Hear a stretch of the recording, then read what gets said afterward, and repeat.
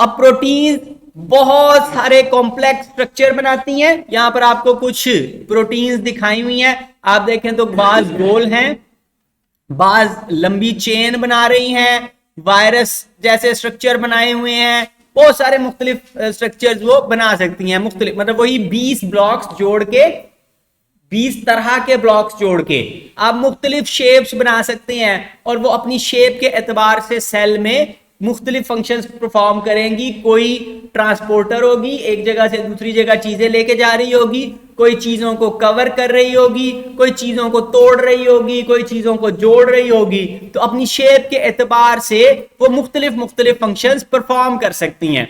और इस वजह से फिर इनको क्लासिफाई करना जरा मुश्किल काम है, क्योंकि बेताशा लाखों की तादाद में मुख्तलिफ तरह की प्रोटीन्स हम डिस्कवर कर चुके हैं। लेकिन आसानी के लिए हम इनको दो मेन ग्रुप्स के अंदर डिवाइड कर सकते हैं। यहां पर जो आपको प्रोटीन्स नजर आ रही हैं वो देखें तो ज्यादातर या तो ओवरऑल गोल सी शेप है, और या फिर जरा लंबूतरी शेप है। मिसाल के तौर पे ये एक लंबा हैंडल सा बना हुआ है, इसी तरह ये वाली भी लंबी सी है, इसी तरह एक ये लंबी सी चलती हुई आपको नजर आ रही है। तो मुख्तलिफ शेप्स हो सकती हैं, लेकिन बाकी जो ज्यादातर है वो ओवरऑल गोल गोल सी शेप्स की हैं। तो जो लंबी वाली हैं, धागे जैसा स्ट्रक्चर जो बना रही हैं, इनको फाइब्रस प्रोटीन्स कहते हैं। फाइब्रस का मतलब रेशे वाली, फाइबर वाली। और उसके मुकाबले में दूसरी तरह की हैं ग्लोबुलर प्रोटीन्स। ग्लोबुलर का मतलब ग्लोब जैसी गोल शेप वाली। तो दो मेन ग्रुप्स में आप प्रोटीन्स को डिवाइड करते हैं। फाइब्रस प्रोटीन्स जो हैं, इनके अंदर अमीनो एसिड्स इस तरह से जुड़े होते हैं कि वो लंबे लंबे से रेशे बनाते हैं, फाइबर्स बनाते हैं। ठीक है, यहां पर आपको ये जो गोल गोल डंबल से वो नजर आ रहे हैं इस स्ट्रक्चर के अंदर, तो ये एक्चुअली वो एक बॉल एक अमीनो एसिड को रिप्रेजेंट कर रही है। तो बहुत सारे अमीनो एसिड्स ने आपस में जुड़कर एक लंबी सी चेन बनाई हुई है, फाइबर बनाया हुआ है। ठीक है, ये पानी के अंदर आसानी के साथ डिसॉल्व नहीं होते। इनके अंदर सेकेंडरी स्ट्रक्चर इंपॉर्टेंट है, नॉन क्रिस्टलाइन होते हैं। नॉन क्रिस्टलाइन का मतलब है कि इनकी क्रिस्टल्स बनाना आसान काम नहीं है, आसानी के साथ क्रिस्टल्स नहीं बनती। इलास्टिक होते हैं, लचकदार होते हैं। इलास्टिक का मतलब क्या होता है? अगर आप इसके ऊपर फोर्स लगाएं, वक्ती तौर पे शेप चेंज हो जाएगी, लेकिन वापस अपनी नॉर्मल हालत में आ जाएंगे, तो इसको हम इलास्टिक कहते हैं। तो इंपॉर्टेंट स्ट्रक्चर्स बनाने में, लिविंग ऑर्गेनिजम्स के इंपॉर्टेंट स्ट्रक्चर बनाने में हेल्प करती हैं। मिसाल के तौर पे आपने सिल्क वर्म का नाम सुना हुआ है, रेशम का कीड़ा। वो रेशम जो बनाता है, तो रेशम एक फाइब्रस प्रोटीन है। इसी तरह स्पाइडर्स को रेशम का जाला बनाते हुए आपने देखा है, मकड़ी का जाला, तो उसमें जो धागे होते हैं वो भी फाइब्रस प्रोटीन के बने हुए हैं। इसी तरह मसल के अंदर एक प्रोटीन पाई जाती है, मायोसिन। नाम सुना हुआ है?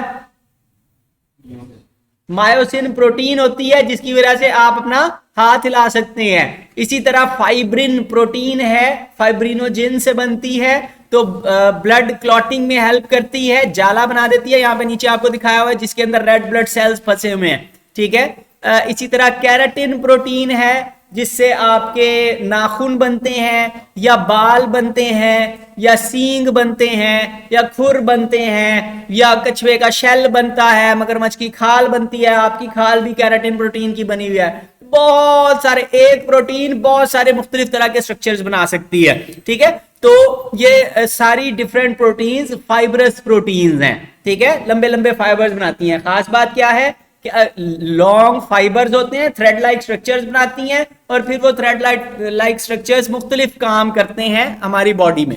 उसके मुकाबले में दूसरी तरह की प्रोटीन्स ग्लोबुलर प्रोटीन्स कहलाती हैं। नाम से जाहिर है कि इनका ओवरऑल स्ट्रक्चर गोल होगा या एलिप्सॉइडल होगा, लंबूतरा सा होगा। ये चेन, मतलब अब इसके अंदर क्या होता है, आपने वो चेन देखी होगी, तस्बीह ले लें, ठीक है, और तस्बीह को एक गोल बॉल की फॉर्म में कर लें। तो अमीनो एसिड्स की लंबी सी चेन है, लेकिन उस चेन को लपेट के बॉल की फॉर्म में बना लिया आपने, तो ये ग्लोबुलर प्रोटीन होती है। यहां पर आप देखेंगे तो ये छोटी छोटी जो बॉल्स आपको नजर आ रही हैं, ये एक्चुअली अमीनो एसिड्स हैं, और वो अमीनो एसिड ओवरऑल तकरीबन गोल सी शेप उन्होंने बनाई हुई है। Tertiary structure important role play करता है। टर्शरी स्ट्रक्चर में आगे चल के हम देखेंगे कि वो गोल शेप बनी हुई होती है बॉल जैसी, पानी के अंदर आसानी के साथ अमूमन डिसॉल्व हो जाती हैं। अब लेकिन डिसॉल्व होने के लिए बड़ी मखसूस एनवायरनमेंट चाहिए, ठीक है, बहुत मखसूस एनवायरनमेंट चाहिए, मखसूस टेम्परेचर होगा, मखसूस वहां पर आयंस मौजूद होंगे, एसिडिक कंडीशन चाहिए या बेसिक कंडीशन चाहिए, जैसी कंडीशन चाहिए बिल्कुल वैसी कंडीशन मिलेगी तो डिसॉल्व होंगी, वरना पानी में डिसॉल्व नहीं होंगी। करके देखना है तो एक गिलास दूध के अंदर लीमू का रस डाल के देख लें, क्या होगा? प्रोटीन अलहदा हो जाती है। क्यों? क्या डाला है आपने उसमें? एसिड डाला है। पहले वो न्यूट्रल कंडीशन में था, प्रोटीन हंसी खुशी तैर रही थी, आपने उसके अंदर एसिड डाल दिया, एसिड डालने से कंडीशन चेंज हो गई, जो प्रोटीन पहले सॉल्युबल थी अब सॉल्युबल नहीं है, सेपरेट होके बैठ जाती है कि नहीं मैंने नहीं यहां पे रहना, ठीक है। तो पानी के अंदर आसानी के साथ डिसॉल्व हो जाती हैं, लेकिन मखसूस कंडीशंस में, हर तरह की कंडीशन में नहीं होंगी। इनकी क्रिस्टल्स बनाई जा सकती हैं, प्योर फॉर्म में ले लें तो पाउडर या क्रिस्टल जैसी शेप में आ जाएंगी, और थोड़ी सी कंडीशन को चेंज कर दें अमूमन तो ये डिस्टर्ब हो जाती हैं, मतलब फिजिकल कंडीशन चेंज कर दें या फिजियोलॉजिकल यानी कि टेम्परेचर चेंज कर दें तो भी ये ठीक तरह से नहीं रहती। मिसाल के तौर पे एक अंडा है, अंडे के अंदर प्रोटीन्स हैं और किस फॉर्म में है? डिसॉल्व हुई है ना, पानी के अंदर ही है, लेके गर्म तवे पे डालें, क्या होगा? उसी टाइम उसकी वो सॉल्युबल स्टेट चेंज होके कैसी हो जाएगी? अब वो इनसॉल्युबल हो गया, हार्ड बन गया ना, सॉलिड हो गया। पहले कैसा था? लिक्विड सा। थोड़ी सी टेम्परेचर में चेंज करें तो उसका स्ट्रक्चर चेंज हो गया, डिस्टर्ब हो गया, वापस लिक्विड बना सकते हैं, जो मर्जी करते रहे, अब वो नॉर्मल अपनी हालत में वापस नहीं आती। तो फिजिकल कंडीशंस या फिजियोलॉजिकल कंडीशंस, बॉडी के अंदर कंडीशंस थोड़ी सी डिस्टर्ब हो जाएं तो प्रोटीन अपना फंक्शन परफॉर्म नहीं कर सकती। हमारी बॉडी में फिर ग्लोबुलर प्रोटीन्स बहुत सारे इंपॉर्टेंट फंक्शंस परफॉर्म करती हैं। मिसाल के तौर पे जितने भी एंजाइम्स हैं आपकी बॉडी में, इस वक्त हजारों की तादाद में मुख्तलिफ तरह के केमिकल रिएक्शंस हो रहे हैं, वो सारे केमिकल रिएक्शंस कौन चला रहा है? ग्लोबुलर प्रोटीन्स हैं, एंजाइम्स हैं जो रिएक्शंस चला रहे हैं, कंट्रोल करके चला रहे हैं। हमने देखा था कि एक बिस्किट कितनी ज्यादा हीट प्रोड्यूस कर सकता है, उससे 10 गुना ज्यादा वजन की आप रोटी खा के आए हुए हैं, जो आपकी बॉडी में बड़े कंट्रोल अंदाज में आग लगा के बैठा हुआ है, टेम्परेचर सेट किया हुआ है। टेम्परेचर भी किसने सेट किया हुआ है? प्रोटीन्स ने सेट किया हुआ है। कितनी हीट प्रोड्यूस होनी है, कितनी नहीं प्रोड्यूस होनी है, अचानक से आग नहीं लगानी, आहिस्ता आहिस्ता करके थोड़ी थोड़ी हीट प्रोड्यूस करनी है। तो इतने कॉम्प्लेक्स डिसीजंस कौन कर रहा है?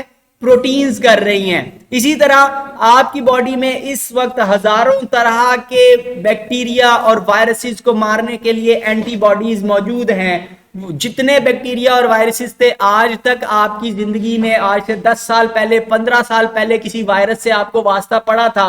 जब जिंदगी में पहली दफा आपका पेट खराब हुआ था किसी बैक्टीरियम की वजह से, आपकी बॉडी को वो याद है, एंटीबॉडीज मौजूद हैं, और वो एंटीबॉडीज हम वक्त तैयार बैठी हुई हैं। अगर वो बैक्टीरियम दोबारा आपकी बॉडी में दाखिल होने की कोशिश करता है तो फौरी तौर पे उसको अटैक करके खत्म कर देंगी, ठीक है। तो वो एंटीबॉडीज कौन है? ग्लोबुलर प्रोटीन्स हैं। इसी तरह आपकी बॉडी को कंट्रोल करने के लिए आपका टेम्परेचर कितना होना चाहिए, आपके जनाब बाकी बॉडी के सारे फंक्शंस को कंट्रोल इस वक्त कौन कर रहा है? हार्मोन्स कर रहे हैं। उनमें से भी कई प्रोटीन्स हैं, मसलन ग्लूकोज को कंट्रोल करने के लिए पैंक्रियाज क्या प्रोड्यूस करता है?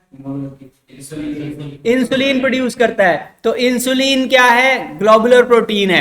इसी तरह ब्लड के अंदर हीमोग्लोबिन पाई जाती है। यहां पर आपको स्ट्रक्चर दिखाया हुआ है।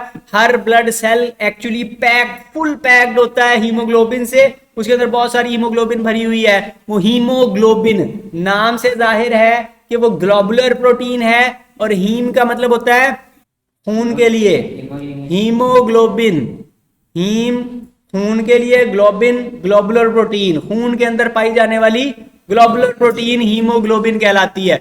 तो वो बहुत सारी डिफरेंट फंक्शंस आपकी प्रोटीन्स परफॉर्म कर रही हैं।